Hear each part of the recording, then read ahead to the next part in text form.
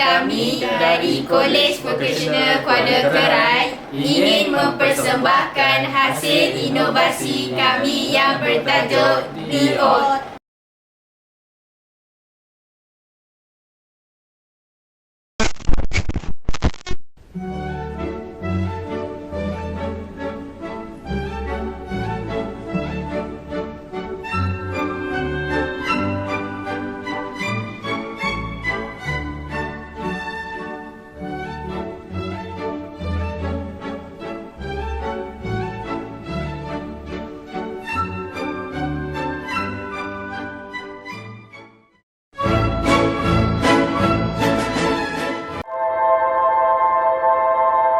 Saya berharap video DIOT ini akan menjadi rujukan di semua pusat pendidikan tinggi di Malaysia. Okey, video ini memang sesuai lah untuk dijadikan panduan kepada semua para pelajar lah.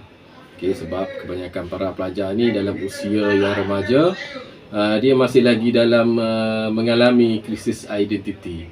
Video ni amat sesuai untuk kita jadikan satu tayangan ataupun satu bahan yang kita boleh tayang pada pelajar-pelajar lah, terutamanya bagi menangani krisis dalam diri pelajar itu sendiri.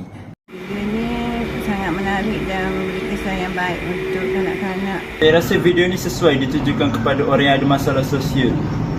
Dan saya rasa video ini sesuai untuk jadi motivasi kepada semua pelajar animasi. Seperti yang anda lihat dari klip tadi, video DIOT merupakan satu video yang menceritakan mengenai seekor lebah yang mengalami krisis identiti. Apa itu krisis identiti? Krisis identiti adalah apabila seseorang mengalami ketidakfahaman dengan dirinya sendiri, dan puncanya berlaku apabila krisis identiti ini adalah kerana persekitaran yang negatif. Objektif kami dalam video ini adalah untuk memberikan kesedaran kepada orang ramai betapa pentingnya krisis identiti yang mempengaruhi kehidupan seseorang, supaya mereka sebagai masyarakat dapat mengamalkan sikap bertoleransi untuk menyokong mereka yang mengalami isu ini supaya tidak berputus asa. Kumpulan sasaran projek animasi ini merupakan 20 orang pelajar yang terdiri dari 16 orang lelaki dan 4 orang wanita. Pernyataan masalah kami adalah apabila kami dapat mengenal pasti masalah yang sering berlaku di kalangan masyarakat kita. Antara masalah yang ketara terutamanya dalam kalangan remaja iaitu krisis identiti. Hal yang demikian berlaku kerana persekitaran yang negatif. Tamsilnya, individu yang mengalami krisis identiti ini sering diejek dan dibuli dengan kata-kata yang boleh merendahkan tahap keyakinan mereka. Seterusnya, individu ini akan mula membenci dirinya sendiri dan tidak ingin untuk menjadi diri sendiri.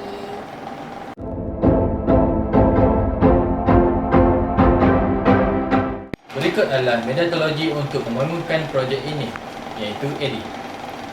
A stands for Analysis, iaitu kenal pasti sebelum fasa perbuatan dijalankan bagi memastikan projek berjalan mengikut aliran pengurusan yang betul. D stands for Design, reka bentuk karakter awalan projek. D yang lain pula stands for Development, iaitu pembangunan dalam proses pembuatan animasi 3D. I stands for Implementation, projek yang siap akan digunakan untuk dilaksanakan dalam keadaan yang sebenar. Dan akhir sekali E, which is stand for Evaluation, iaitu penilaian yang akan dilakukan setelah video ditayangkan kepada sasaran yang terpilih. Ini merupakan fasa terawal dalam proses ini, iaitu fasa storyboard. Di fasa ini, kami menghasilkan lakaran awal untuk video kami. Ini adalah fasa modeling. Pada fasa ini, kami menghasilkan model berdasarkan lakaran awal dengan menggunakan perisian maya. Ini merupakan proses texturing. Pada proses ini, model yang disiap akan dimasukkan tekstur dan warna berdasarkan konsep art.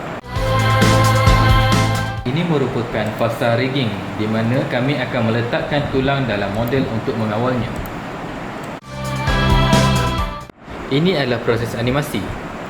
Proses animasi adalah proses di mana kami menghasilkan pergerakan pada model 3D yang dilakarkan dengan scene dalam storyboard. Proses render adalah proses terakhir. Scene yang telah dihasilkan akan dirender image untuk menjadi video lengkap dan akhirnya akan disusun mengikut urutan scene di perisian Adobe Premiere Pro untuk syutingan akhir. Proses editing merupakan proses terakhir. Pada bahagian ini, kami akan menggabungkan semua elemen video, kesan khas, tulisan dan file-file audio, kredit dan tajuk animasi mengikut jalan cerita yang telah dihasilkan. Kesimpulannya, animasi di art merupakan satu medium yang sesuai untuk menyebarkan mesej mengenai krisis identiti. Krisis identiti adalah isu yang bukan boleh dipandang rendah dan dimain. Malah, kita sebagai masyarakat perlulah menyokong mereka ini agar mereka diberikan semangat untuk meneruskan hidup tanpa halangan.